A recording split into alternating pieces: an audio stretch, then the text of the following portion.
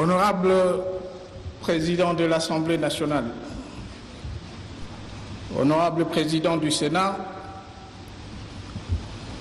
Honorables députés et sénateurs, mes chers compatriotes, il m'est un agréable devoir de rendre compte ce jour de l'état de la nation devant les élus du peuple, membres de 2 chambres du Parlement réunis en congrès. 15 ans durant, les Congolaises et Congolais m'ont accordé leur confiance et assuré de leur soutien indéfectible, ce qui m'a permis, ensemble avec toutes les institutions du pays, de remettre celui-ci sur orbite dans le concert des nations.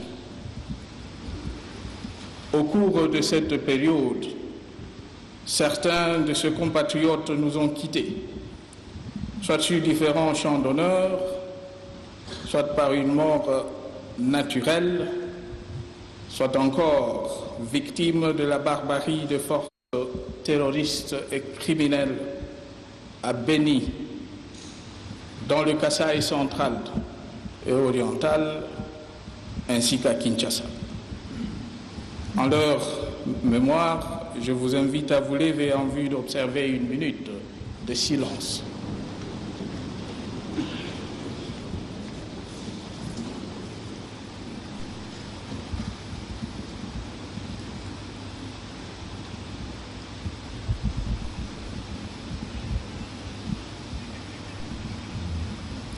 Merci.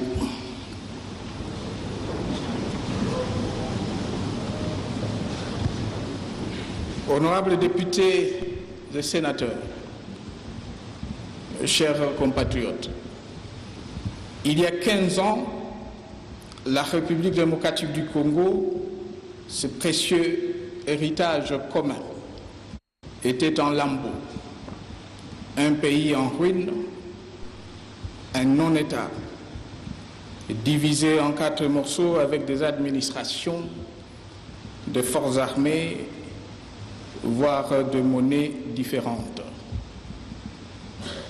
Au plan sécuritaire, le pays écumé d'une multitude de groupes armés qui, dans toute la partie Est, faisaient la loi sur près de la moitié du territoire national, se substituant au pouvoir public devenu l'ombre d'eux-mêmes et distribuant impunément la mort et la violence à souhait, avec à la clé une comptabilité macabre de nombreuses victimes au sein de la population, particulièrement les femmes et les enfants.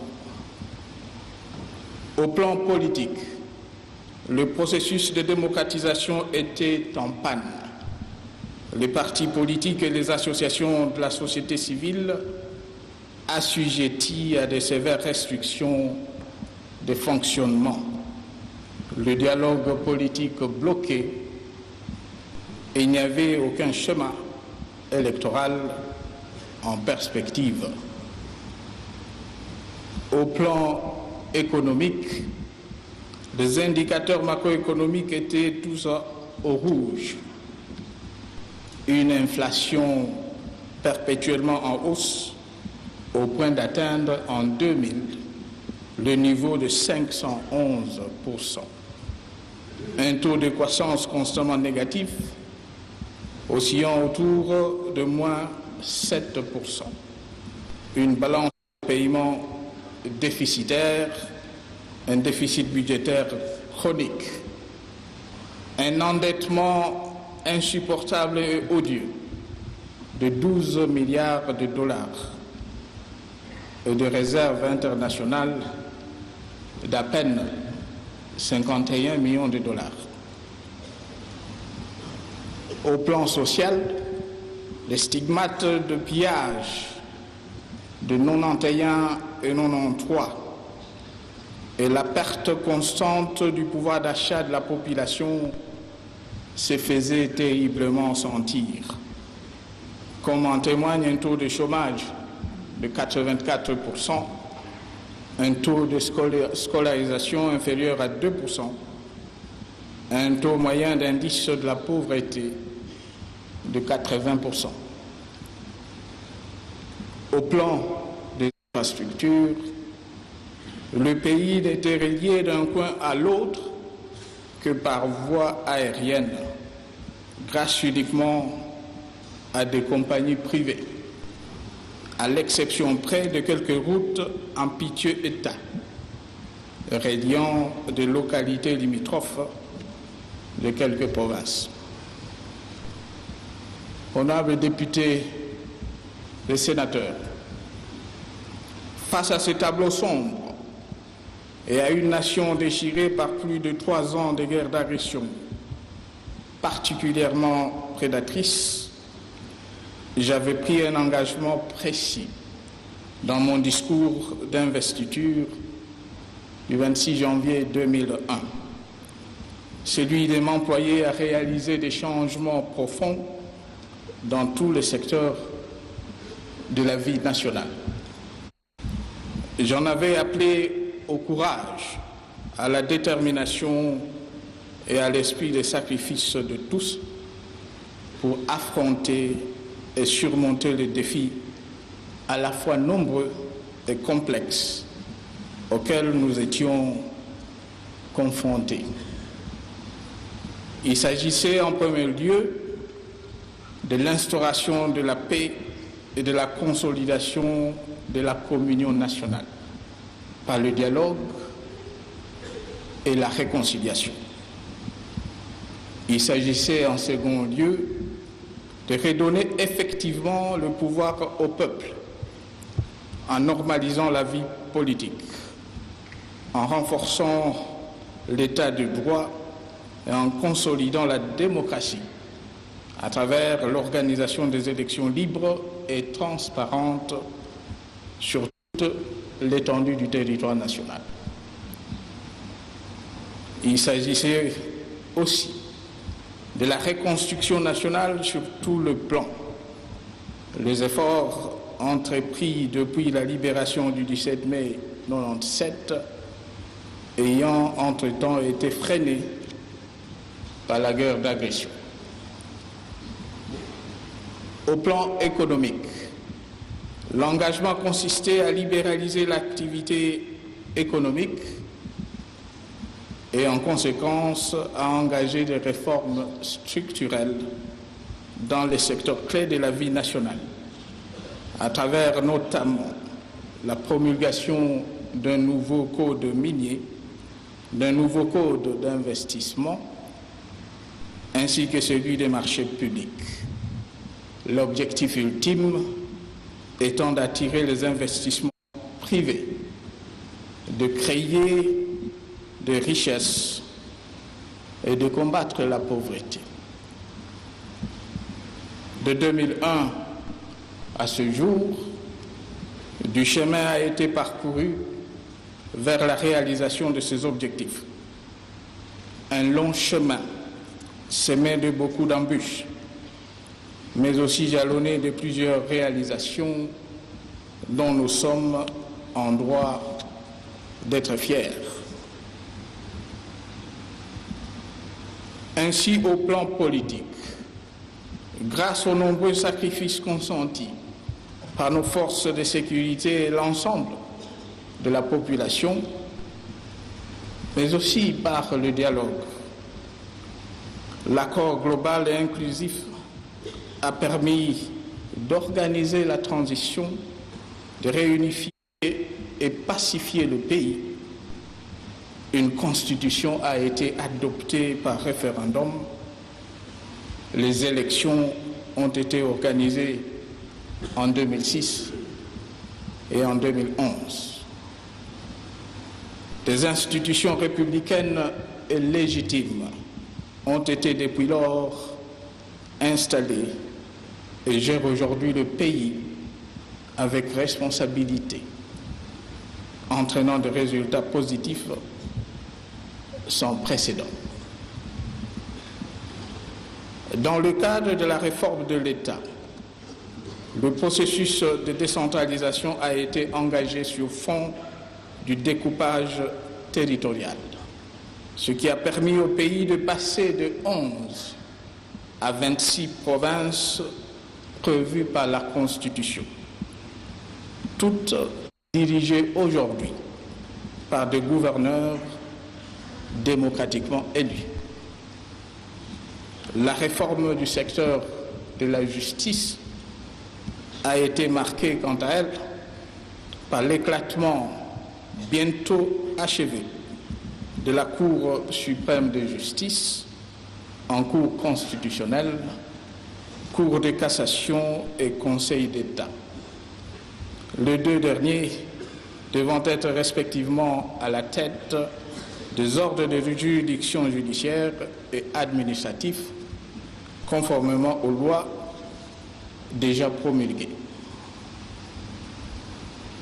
Au plan sécuritaire, grâce à d'importantes réformes engagées au niveau de notre système national de sécurité, les zones de non-droit, jadis occupées par divers groupes armés, ont été réduites à une portion congrue. La pression militaire reste activement maintenue sur les éléments résiduels de forces négatives, singulièrement le FDLR et les islamistes radicaux de l'ADF, dont les sanctuaires ont été détruits, mais qui, malheureusement, demeurent encore actifs dans certaines localités du territoire de Beni, au Nord Kivu. Les efforts ainsi fournis, couplés à ceux de notre justice militaire, ont permis d'assurer la poursuite d'une meilleure protection de la femme et des enfants contre les violences qui leur sont faites. Honorables députés, honorables sénateurs, hier, sujet de profonde préoccupation au plan international, la République démocratique du Congo est aujourd'hui citée en modèle réussi et un exemple à suivre dans la lutte contre les violences faites aux femmes et aux enfants, en raison des résultats remarquables de sa stratégie en la matière. Les efforts entrepris se poursuivront dans un contexte de paix et de sécurité retrouvée.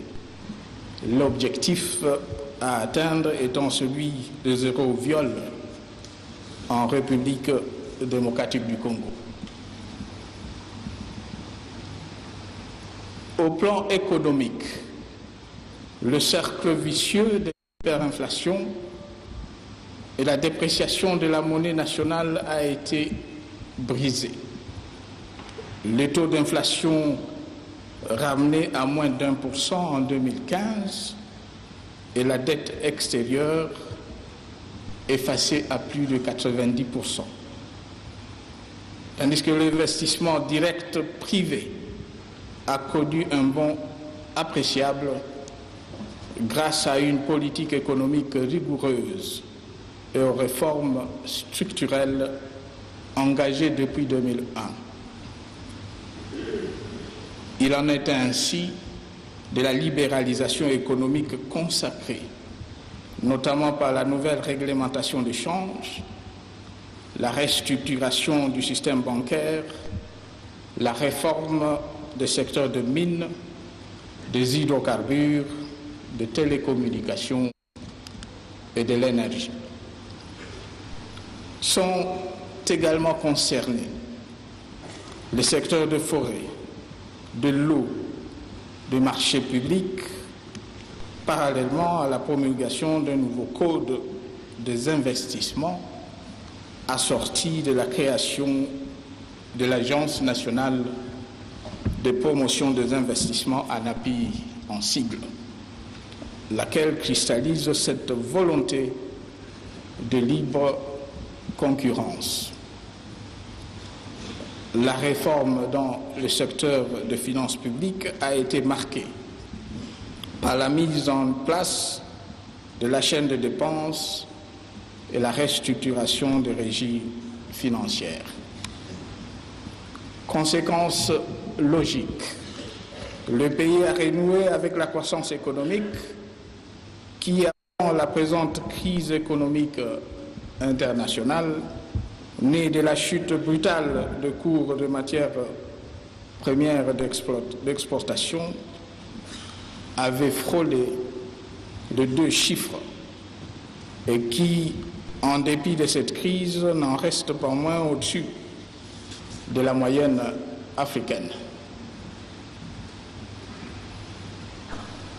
Au plan des infrastructures de base, conformément au programme ambitieux de la révolution de la modernité et dans la continuité de celui des 5 chantiers de la République, le pays est en voie d'être totalement réunifié par voie routière, ferroviaire, fluviale et aérienne, facilitant ainsi la circulation de personnes, de biens et de services sur toute l'étendue du territoire national.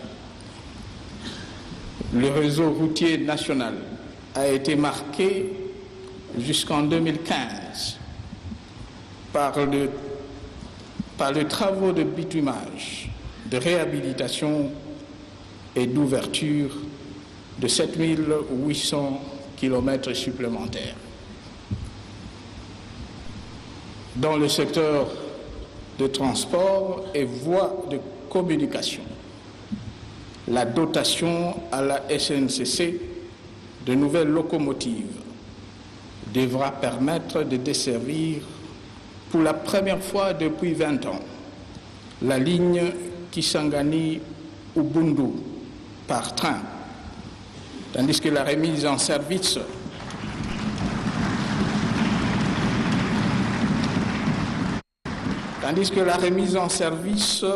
des unités flottantes récemment réhabilitées relancera et facilitera davantage le transport en toute sécurité et confort de biens et de personnes sur le fleuve Congo, autoroute naturelle de notre pays, ainsi que sur ses affluents. Au plan social, des efforts ont été engagés pour améliorer la rémunération du personnel civil et militaire.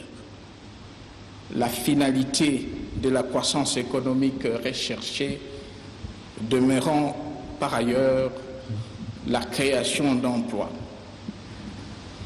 dans tout le secteur de la vie économique et de la promotion de la classe moyenne, tant en milieu urbain que rural. Bien plus, la santé, l'éducation, l'eau et l'électricité, ainsi que le logement, ont été inscrits en priorité depuis 2007 dans le programme 2007-2011 du gouvernement. S'agissant de l'éducation, il est bon de noter que grâce à l'application progressive de la politique de la gratuité de l'enseignement et aux efforts soutenus de construction et de réhabilitation des infrastructures scolaires, le taux brut de scolarisation de nos enfants a connu un accroissement significatif au niveau tant préscolaire, primaire et secondaire. De 2006 à 2014, il est ainsi passé au niveau primaire de 83 à 107%, soit un accroissement de 23%, tandis que le nombre d'écoles est passé de 29 420 à 48 147, soit un accroissement de 64%. Il est bon de souligner par ailleurs qu'en République démocratique du Congo, le secteur de l'éducation est devenu le premier poste budgétaire. De 6% en 2001, il est passé à 16% en 2015. En termes de perspective, un plan stratégique national de développement indique la voie que nous avons tracée pour l'avenir afin de matérialiser notre rêve commun d'un Congo émergent à l'horizon 2030 et développé à celui de 2050. Honorables députés et sénateurs, chers compatriotes, il est évident que malgré tout le progrès accompli, de nombreux défis restent encore à relever. Il nous faut en effet persévérer sur la voie de la protection de l'indépendance et de l'intégrité territoriale de notre pays, ainsi que sur celle de la consolidation de l'unité nationale envers et contre tout. La paix chèrement acquise demeure fragile. Elle doit être chaque jour entretenue sur l'ensemble du pays et traduite en actes par chacun de nous. Faute de quoi, elle pourrait à tout moment être sévèrement, voire durablement remise en cause. En témoigne les soubresauts récents dans le Haut-Lomami et le Tanganyika, liés au conflit dit Bantou et Pygmée, d'atteintes graves à l'ordre public dans une partie du Kasaï central et Kasaï oriental. Il en est de même de l'activisme de groupes armés les cartons à l'est du pays et des menaces permanentes de déstabilisation à partir de l'extérieur du pays, sans compter les tristes événements le 19 et 20 septembre dernier que je condamne fermement.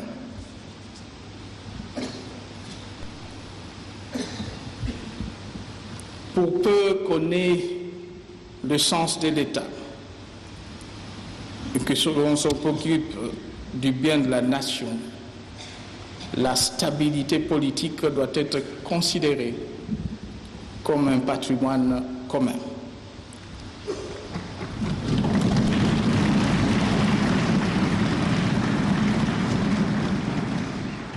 Elle ne peut et ne doit être consolidée que par et dans le respect par tous de la souveraineté populaire telle que prescrite par la Constitution, avec pour conséquence l'organisation régulière des élections démocratiques apaisées à tous les niveaux.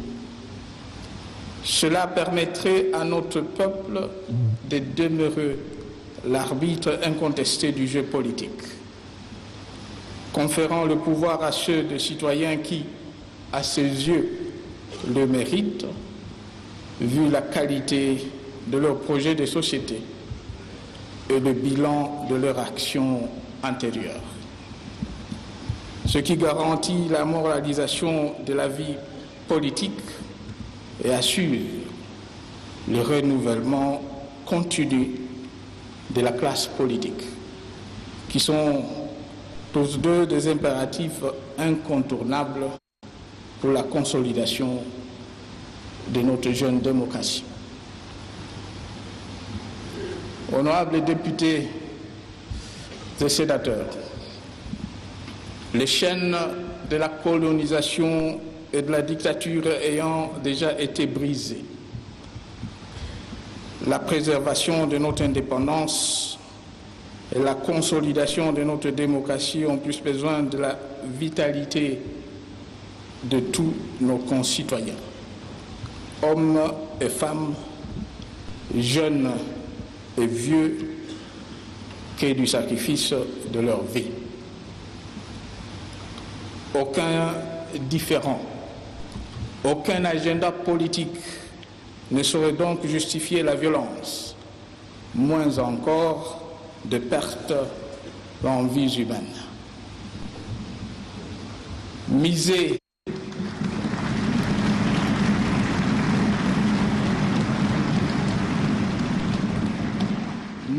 pour accéder au pouvoir sur le sang de Congolais et de la destruction méchante de leurs biens publics ou privés est pour le moins moralement condamnable.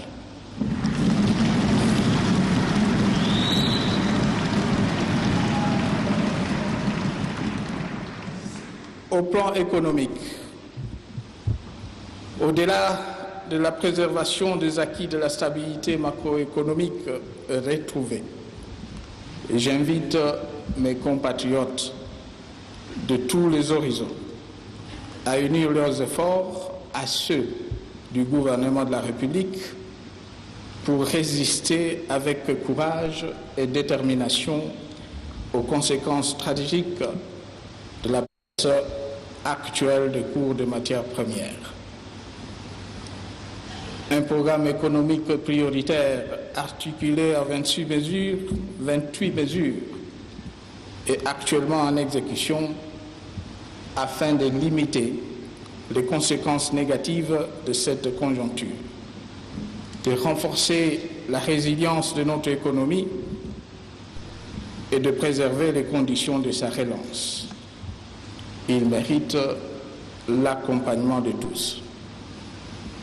La matrice essentielle de ce programme a pour axe principal la diversification de notre économie avec pour conséquence la réduction de son extraversion à travers la promotion d'autres secteurs porteurs de croissance, dont notamment l'agriculture. Elle repose aussi sur la rationalisation des dépenses publiques, ce qui a justifié la réduction du train de vie de l'État à concurrence de 30% de dépenses de fonctionnement. Au plan social, une frange de notre population est devenue le terrain fertile de l'expérimentation des stratégies d'insurrection et des stratégies insurrectionnelles diverses de certains acteurs politiques, à la faveur sans doute de frustrations particulièrement de jeunes et de sans-emploi, qui se sentent victimes d'exclusion socio-économique. Pour les jeunes, l'absence d'emploi et l'oisivité qui en résulte assombrissent les perspectives d'avenir, ce qui les rend vulnérables face aux incantations démagogiques de certains politiciens et à l'instrumentalisation malveillante de certaines officines étrangères nostalgiques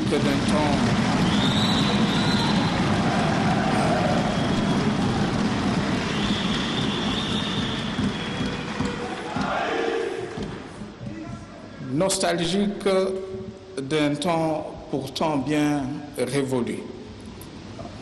Je tiens à dire à notre jeunesse que les stratégies de leur insertion socio-économique sont en cours.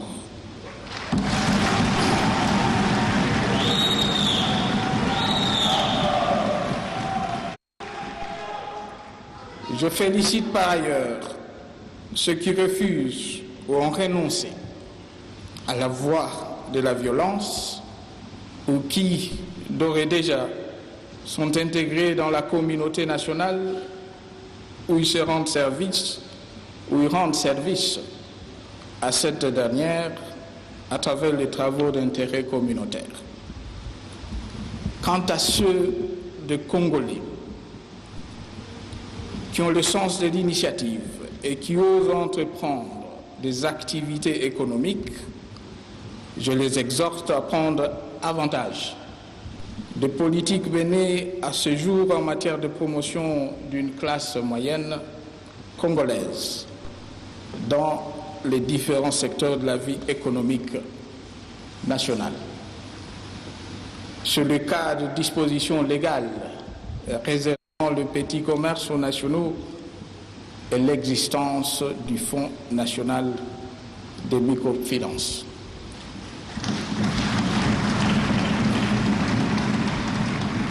J'en appelle par ailleurs aux deux chambres du Parlement de vider leur saisine sur le projet de loi relative à l'attribution en priorité aux entreprises congolaises de contrats de sous-traitance, notamment dans le secteur minier.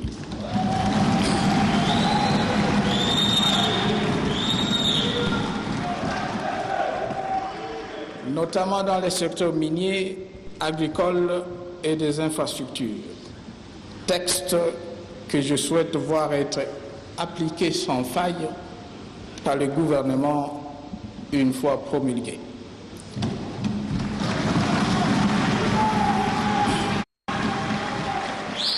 L'objectif pour nous, c'est de faire du Congolais le premier investisseur dans son pays et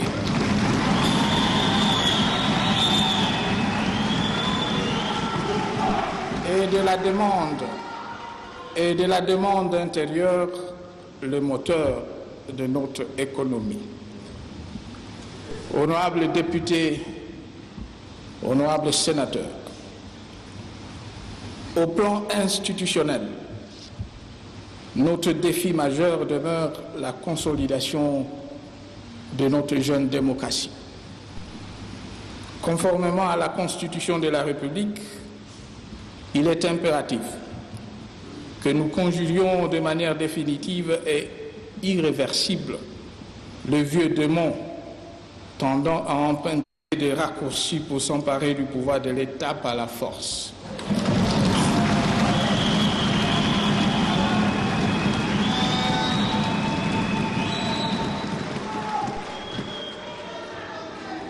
Ou par toute autre voie anticonstitutionnelle et non démocratique. Je lance donc une invitation solennelle à la classe politique congolaise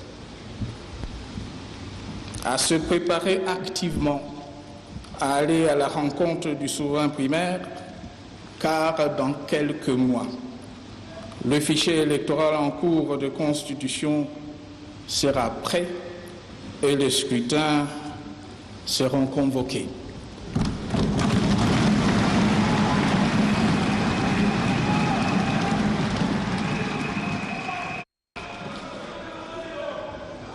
Je rends à cet effet un vivant hommage à la Commission électorale nationale indépendante qui, à la faveur des efforts du gouvernement ayant permis l'acquisition de 20 000 kits d'enrôlement, est forte de la mise à disposition de moyens logistiques aériens et roulants de forces armées, a rendu effectif mon appel à l'enrôlement des électeurs depuis le 31 juillet à partir du Nord Ubangi, où 760 000 électeurs sont signalés comme enregistrés à ce jour sur un total de 850 000 attendus. J'encourage vivement la poursuite du dit processus dans les aires opérationnelles, une et deux déjà annoncées, comprenant 11 autres provinces. Et j'invite particulièrement les jeunes à y participer massivement, afin de se donner le moyen légal de décider de l'avenir de leur pays.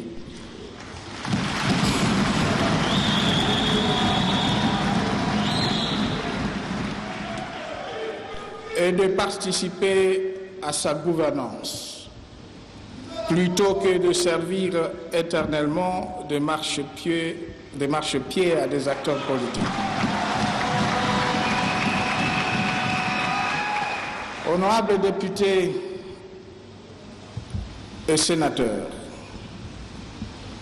comment ne pas remercier par ailleurs ceux qui, pour avoir balisé le chemin vers la tenue certaine et paisible des élections, avaient, dès le mois de juin 2015, répondu à mon appel en vue de consultations préparatoires au dialogue national, où il y a peu, œuvré activement à l'aboutissement heureux du dialogue proprement dit, mené avec dextérité et intégrité par le facilitateur désigné. Par les facilitateurs désignés par l'Union africaine, le Premier ministre Sedem Kodjo, à qui je rends hommage.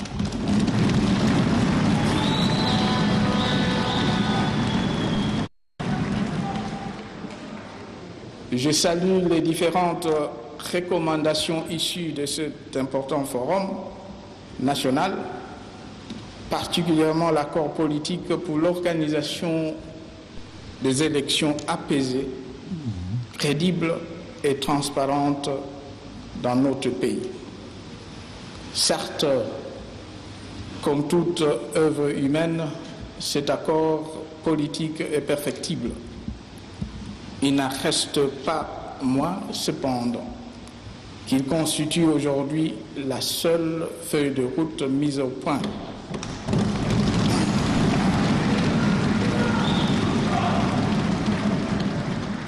La seule feuille de route mise au point par les Congolais eux-mêmes, représentant aussi bien l'opposition politique, la société civile que la majorité.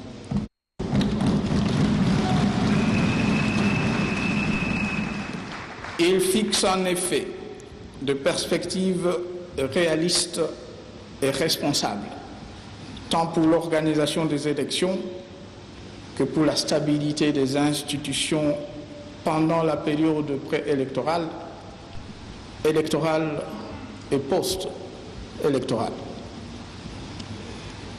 Une fois de plus, comme je l'avais dit il y a 2 ans, dans les mêmes circonstances, les Congolais viennent de démontrer que, placés dans des conditions de libre exercice de leur droit à l'autodétermination, ils sont capables de régler en toute responsabilité leurs divergences.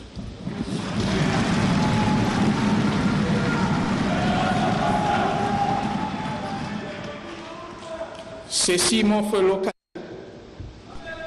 de dénoncer à nouveau toute ingérence dans les affaires internes de notre pays.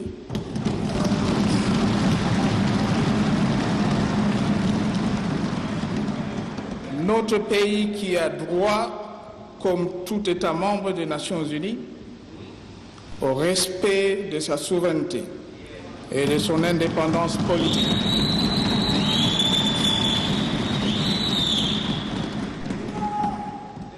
Et notre pays n'entend pas transiger là-dessus.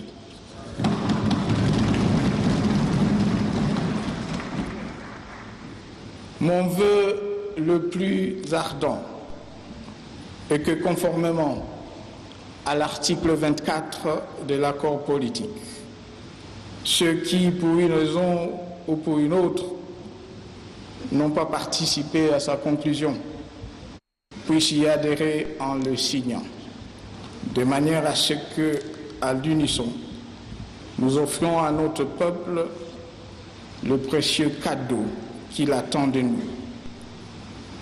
l'exercice effectif de son droit légitime de se choisir ses dirigeants librement sans entrave aucune, mais aussi dans la paix physique des cœurs. Que ceux qui viennent de le faire par vagues successives en soient ici félicités.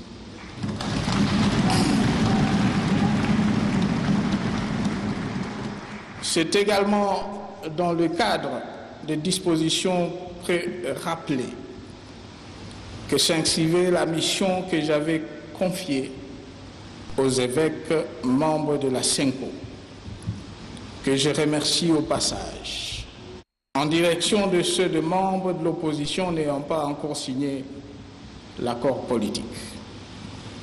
Les résultats de leurs louables efforts témoignent malheureusement, une fois encore, du peu d'intérêt réservé par les concernés à cette quête de solution à nos différends par le dialogue.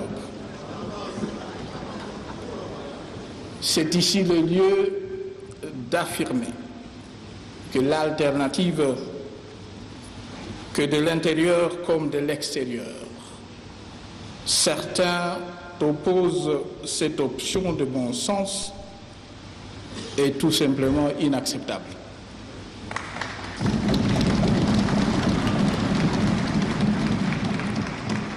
Car elle aurait pour effet de replonger notre cher et beau pays dans le chaos, comme c'est aujourd'hui le cas de certains pays frères à travers le monde.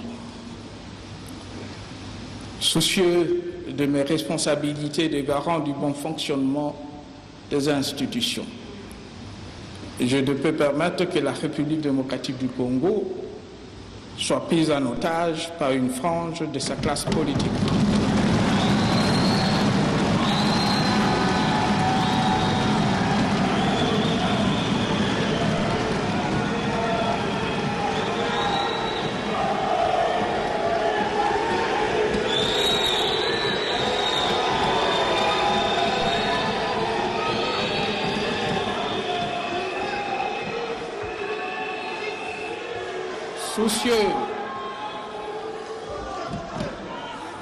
Soucieux de mes responsabilités, de garant du bon fonctionnement des institutions, je ne peux permettre que la République démocratique du Congo soit prise en otage par une frange de sa classe politique.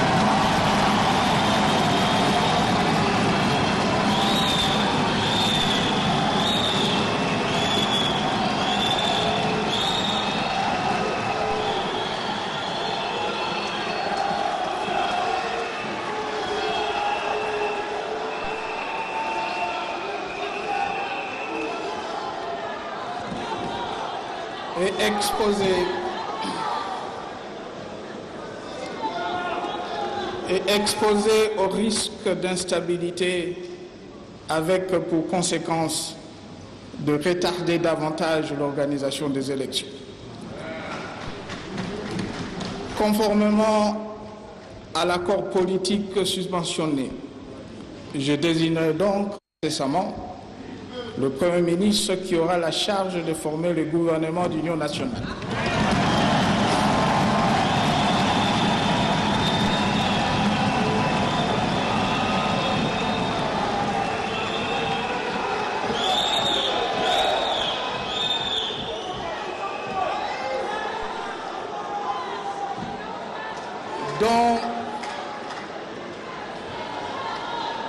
Dont la mission principale sera de conduire le peuple aux élections, tout en préservant les acquis économiques et sociaux de 15 dernières années. J'assigne ainsi à ce gouvernement la mission tout aussi prioritaire d'œuvrer à l'amélioration du social de notre population.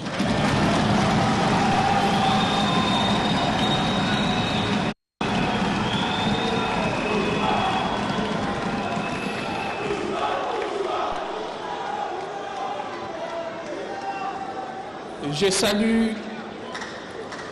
salue le Premier ministre sortant.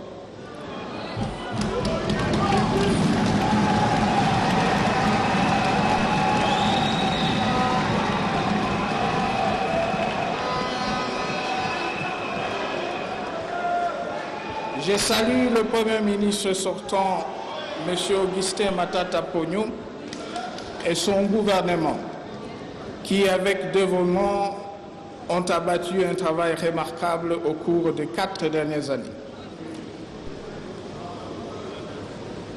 Quant à tous ceux qui semblent se préoccuper à longueur de journée de mon avenir politique, je tiens à dire, tout en les en remerciant, que la République démocratique du Congo est une démocratie constitutionnelle et que toutes les questions pertinentes relatives au sort des institutions et de leurs animateurs sont réglées de manière satisfaisante par la Constitution.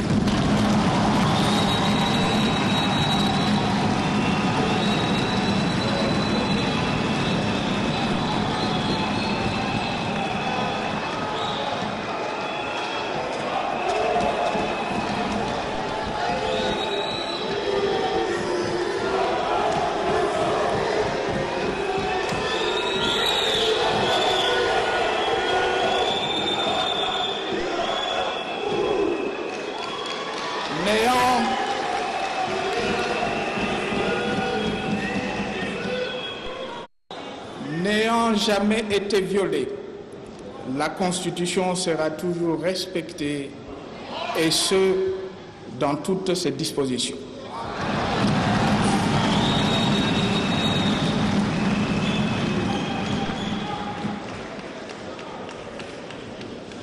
La préoccupation majeure, la seule qui soit légitime, devait donc être et demeure plutôt celle de savoir quel avenir nous voulons offrir au Congo et aux Congolais.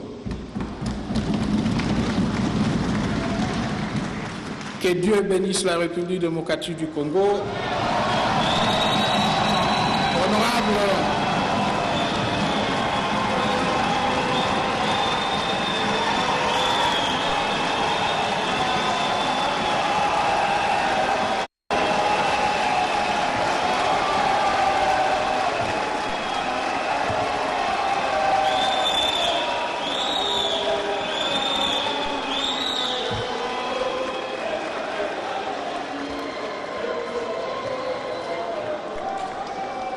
Honorables députés, honorables sénateurs, mesdames et messieurs, je vous remercie.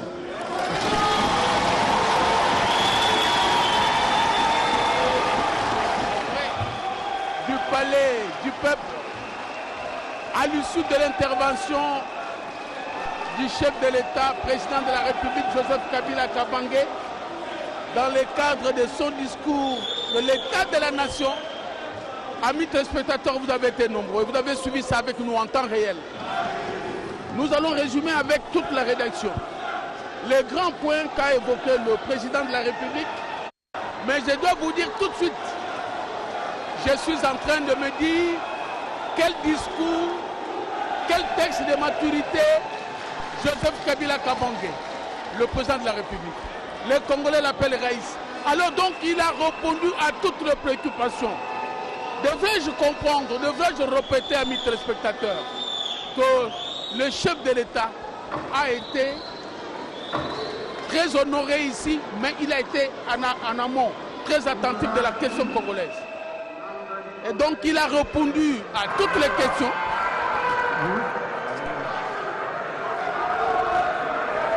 Ça, c'est un discours